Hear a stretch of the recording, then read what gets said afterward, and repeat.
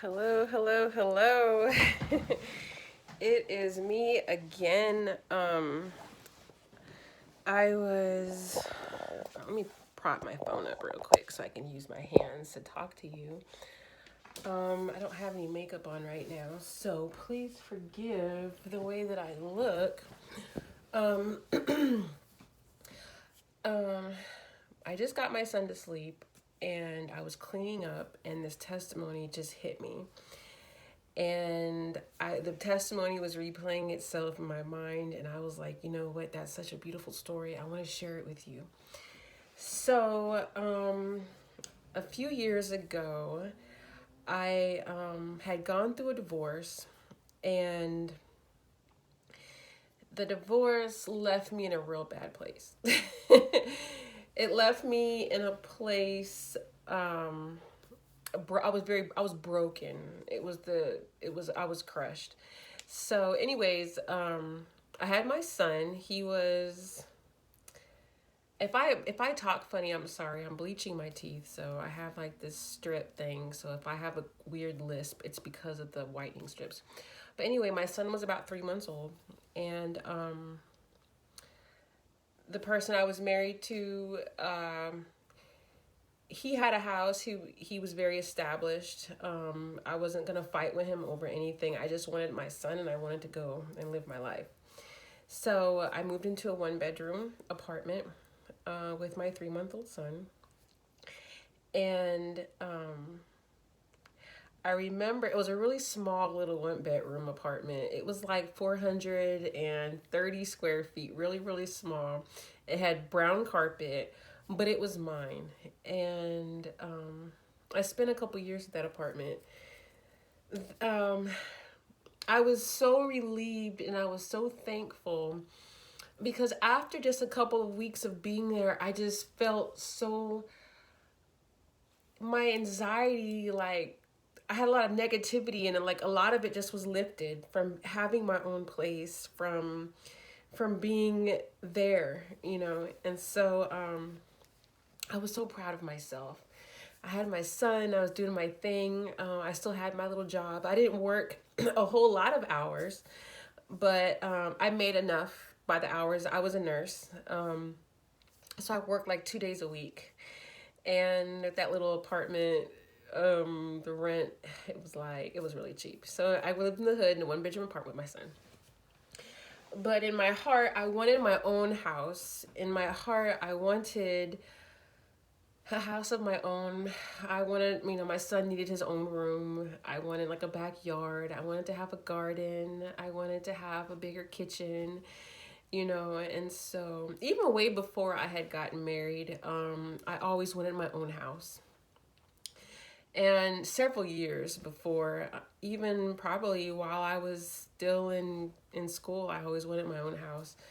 And so I remember kind of just riding around looking at houses all the time. And so I would save my money while I was living in the 1 bedroom apartment. But the money I'd saved up, it was never really enough to get what I really, really wanted. So a series of events at the apartment complex that I lived in really pushed the drive for me to have my own place. I had an issue with a neighbor just being a little bit too friendly. I had an issue with the management putting notices on my door for random things. They had accused me one time for feeding the coons. And I lived in an upstairs apartment. You have to go up a flight of steps, and there was an accusation that there was coons outside my front door. And I'm like, first of all, coons are like, they're skittish, but they're not going to come up. They're not going to bypass the park. Usually when you see them, they're by the trash can. They're in the woods peering. Very rarely would you see them actually in the parking lot, see them inside the way the building is set up. I knew that was a lie. So, and then on another occasion, somebody had called the police on me. My son and I were watching TV, and it was a cartoon. The music was probably a little bit too loud. Disney cartoons have a lot of singing in them. So, the police came knocking on my door talking about domestic disturbance. Of course, I didn't open the door, but I came to the balcony. I showed my son. We were watching the Smurfs, I think, and I explained to him, there's no domestic disturbance here. There's just me and him. And just those things, along with other things from being at the apartment, it it really just pushed my desire to have my own place. So I'm trying to gather my thoughts as I'm telling you this, the way that it was playing in my mind. During this time, it was like 2015, 2016. I was going through some spiritual changes as well. I was getting closer to Christ. I was talking to him more. I had a lot of emotional, mental healing that I had to do. And in these years, I was doing that healing. And it was rough at times. God was showing me things about myself, and he was basically putting a mirror in front of me. And at the time, I was already crushed. I was already broken. So with the crushing and the breaking was more crushing and breaking. And so I was slowly being built up. And with the time, I had some issues with the apartment and random things happening. So I remember the police coming to my apartment accusing of domestic disturbance or something. That was like the last straw of being there at the apartment. I just felt the Holy Spirit. It told me, that there's about to be a transition, and he told me there's going to be a transition and I was going to be moving soon. And so I didn't really, I wanted to believe it, but I needed more. So I felt the Spirit tell me just to fast and to pray. So this was like in August of 2017. And for 19 days, I fasted and I prayed. And when I fast, because, I fasted a lot in those days. So I was already very, very, very thin. And so I couldn't do just a raw fast. And so I did like raw fruits, mainly raw fruits and raw vegetables. So I didn't have anything cooked. I didn't really have any seasoning. I had blended smoothies of bananas and oranges and pineapples and things like that. So it was a weird fast. I have fasted before, but it didn't have that much spiritual impact as that fast that I did in August of 2017 did. By the 14th day, I felt like an internal click. I felt like I was complete by the 14th day. I remember the 14th day because it was 2 weeks, but I wanted to continue and finish the fast. I think I was going to do 30 days or 40 days. By the 19th day, actually a couple days after the 14th day, I started getting sick. I started getting a head cold, a chest cold. I lost my voice. And so the irony of that fast, I had to end it on the 19th day because of, I was getting sick. I need to get medicine, and I probably need to start eating a little bit, things with, more like protein and things like that, and carbs. So I ended the fast. So that was September that the fast had ended, and October came. And I continued looking at houses, even though I did not have enough money for them. I had gone through many processes of trying to get approved for a home. And because my son was born, kind of sick, he needed surgery, I took a while off of work. And when I did go back to work, I started working at a different job. And my income to debt ratio wasn't where it needed to be. And I went another route, bidding on auctions, and I was always outbidded. I wasn't really picked. I was not having good luck, but I didn't give up. I continued going, and I did this for like 2 years, 2.5 years. I continued going. I continued bidding, even though I didn't have all the money in my mind. I was like, you know what? Somebody is going to take my bid. God is going to open some door. So even though I was being outbidded, I was not being, my applications were being rejected. The banks kept telling me no. A couple times I went through the whole process, and after 6 to 8 weeks, they said no.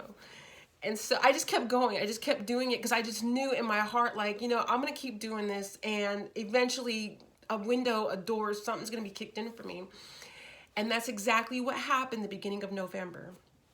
So it was a regular day. I was on one of the websites and came across a house, and I was like, ooh, I don't have all the money for it, but I'm almost halfway close. So I went and looked at the house, and it was an older house. It had, it needed some work, but I liked it. I peered in the windows. I liked it. So I called the realtor, and she came over. And a weird thing, the lock on the door, you know, like the realtor's lock, it was jammed. And so we spent like 2 hours out there trying to get it unjammed. Finally, one of the neighbors came, got it out for us. So I was able to look inside, and the house was very old, but it was very well preserved. It wasn't beat up. Everything just was very, very outdated. All it needed was a good cleaning and a paint job. And it was, I could have even moved in that house that day, but I had to go through a process. So anyway, I told the woman I was interested. I said, I'm really interested. She's like, are you interested? At the time, I was going through something, and so I didn't really pay a whole lot of attention to my outward appearance. You know, I would wear the same clothes. I look like garbage right now, but usually, like in the daytime, I look a whole lot better. But I looked very homey, and at the times I'm thinking about it, I probably looked to her very homey, and so she asked me about myself. She asked me, what do you do? Where are you from? Do you have any kids? She wanted to know about me. This is the realtor. And so she's asking me all these private questions. And I already told her from the jump, like, look, I don't have all this money for this. And she was like, well, what do you have? And I told her, this is what I have. So she continued asking me questions. And in that moment of her asking me questions, like, my confidence fell. I felt bad about myself. I was like, man, I'm wasting my time. I'm wasting her time. I feel so bad. I'm chasing this dream. And she asked me questions. When I was responding to her, I just was quickly responding to her. I wasn't really engaging in the conversation. I had lost hope. And so she says, well, let me call the owner. Now, mind you, this is how God works. I didn't know that the realtor was a close friend of the family that grew up with someone that was the owner, okay? And so she's like, well, let me contact the owner and see if she will work with you and what you have. And so I was like, all right. So I had, at the time, it was kind of warm in the house. So I had put my jacket back on. I had grabbed my purse, and I saw her in the window. I saw her body language, and I heard a little bit. She was telling the owner about me, she wanted to know if I had, she just wanted to know personally about me, she wanted to know if I went to church. She wanted to know if I had a kid. She wanted to know who'd be living in the house, all this stuff. And so the woman came back, and she's a very professional woman. So sometimes with women like that, you can't really read their body language. They're very solid. And so I knew that, I had received a no a million times, and I already was bracing myself for the no. And she said, the owner said yes. She said yes to your offer. She said, but when would you like to close? Man, when I tell you, it's like I'm reliving that moment right now. She said, when do you want to close? And that little itty bitty flame of hope, that was on life support. Within me, it just started to flicker. And I couldn't even believe what I was hearing for the last couple of years. And it's just like, and I think the day was like a Monday or a Tuesday. And I said, as soon as possible. And I said, as soon as possible. And she said, let me call the owner back and make some phone calls. And she comes back and she said, how's Friday? I said, Friday is great. So she looked at me and she said, so you have the money? You have this money that you're telling me that you have? That's basically what she said. I said, yeah. So she's looking at me and she's like, before I set up an appointment at the title company, she says, I need to see a proof of funds. And it just so happened that I have a proof of funds in my purse because I had showed this proof of funds to I don't know how many people, and I always kept one in my purse. So I handed it to her. She looked at it, and so she said, okay. So she emailed me some documents, and I had wrote her a check for a down payment of $500. She said, I'll see you on Friday. And so between that time on Friday, she emailed me documents. I had to send her my driver's license. We had to meet up, go through things. But on that Friday, at 11 o'clock, I believe it was, I got the key to my house. And I paid cash for it. And so I remember when I closed on it, I went to work. I was working as a pediatric nurse doing home health. And I had a patient. Her name was Abigail. And she was, I don't know how old she is. She's probably like 17 now. I don't remember. But she was 11 or 12. And she had, I forgot the name of the disease she had. But she didn't have control over her arms and legs. And she was nonverbal. But I remember she would smile a lot. And she would do vocal things. So anyways, she was very tiny for her age. She was like the size of a 4-year-old. And so I had her on her changing table and I was cleaning her up and I was telling her all about the testimony. I said, Abigail, you will not believe what happened to me.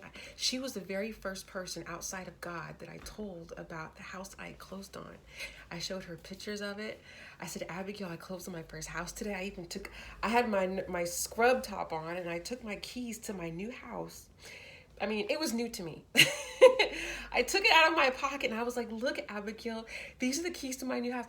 And let me tell you, her face just lit up like a Christmas tree, and I was dangling the keys on in front of her, and she was looking at it, and I could just tell she was happy because I was happy. I don't really think she understood like what was going on. I think that her energy just matched my energy, so whatever facial expression I had, she would have too.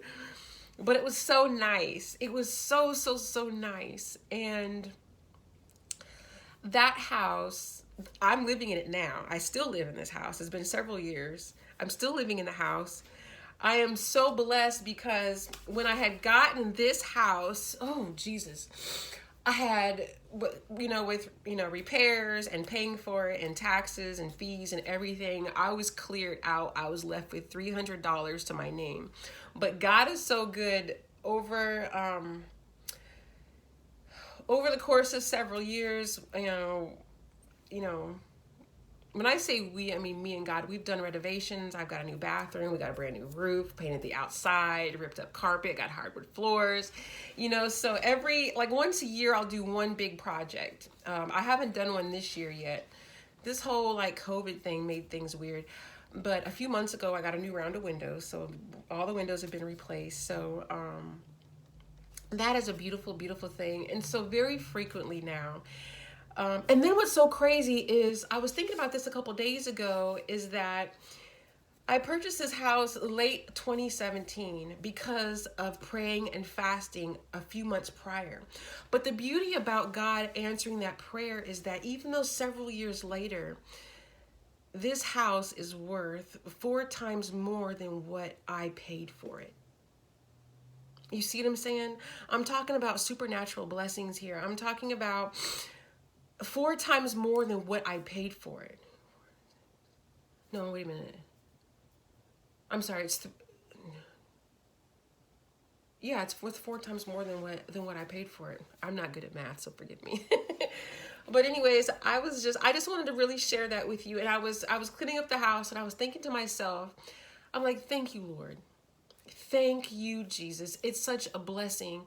And I don't know if, I know somebody will eventually watch this video, but I want you to know that God specializes in the impossible. And when something is laid upon your heart, go after it. I don't care if years roll by, if months, weeks, I don't care what rolls by. And also another moral of the story is praying and fasting works. And I believe that the woman well, I didn't share this with you, but the original owner that I bought this house from, she was raised by her grandmother and grandfather in this very house. And the grandfather passed several years ago, and the grandmother also passed 5 years before I purchased this house. And so this house had been sitting for 5 years, but the granddaughter that owned the house, that the house was passed to, she kept the house up. She would cut the grass, she would have the grass cut, she kept the utilities on, and she would come here and just sit sometimes in her grandmother's house. And she did that for 5 years. So the house was special to her, and because the house was special to her, she wanted to pass it to someone else special. And so she did. She didn't. This is what her and the realtor, because their kids grew up together or something, told me that other contractors had came to her with the full amount and then some, and other people had approached her about buying the house, but she didn't want the house going to just anybody because of money. She wanted it to go to someone that would treat it special, because it was special to her, because it was the house that she grew up in. So out of all the people, she picked me because I was a Black woman, I was a single mom, and I was going to be living in the house. I'd make it my home. The other people that were in line were contractors, they were house flippers, they were investors, people of that nature. She did, even though they had all the money for the house, she wanted it to go to a family. She wanted to see another Black child being raised in the family house that she grew up in. So that's how God operates. And so it wasn't for her feeling that way, I wouldn't be living in this house now. But that's why this house is it's close to me. It's like, it's an answer to prayer. When I pull up in the driveway, I look. Now, mind you, it's not like on Capitol Hill, but I'm so proud because it's mine and I own it. And I pay taxes on it once a year. And when I found out a couple of weeks ago that the value in it had increased, I just was smiling more within myself, because I reflected on the 19 days of praying and fasting, and even a couple years later, that span of time continues just to be blessed, and so I'm grateful for it. So anyway, I just wanted to share that story with you. You can get a whole lot of morals. I mean, a whole lot of